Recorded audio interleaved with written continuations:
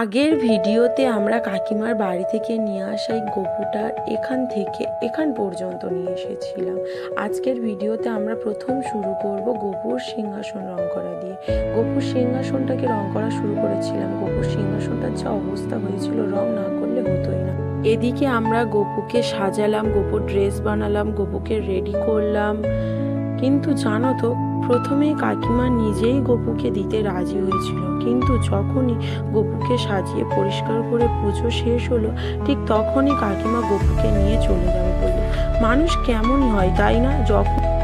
যখন গপুকে তারা নিজের কাছে রেখেছিল, ছোট্ট গপুটার কতটা খারাপ অবস্থা করেছিল, কিন্তু কেউ তাকে ভালোবাসবে, ভালোভাবে রাখবে বলেছে, সেটা তাদের ভালো লাগলো না, কারণ সেটা ছিল পিতলের গোপাল। তো তাদের কাছে জিনিসটা ইম্পর্টেন্ট, নাকি ঠাকুরটা। তো জানো তো, আমাদের বাড়িতে আগে কখনো জন্মাষ্টমী পুজো হয়নি, তাই আমি যখন গপুকে ঘরে নিয়ে আসলাম, তখনই মা তোড়জোড় শুরু করে দিল গপুর জন্মদিন পালনের জন্য।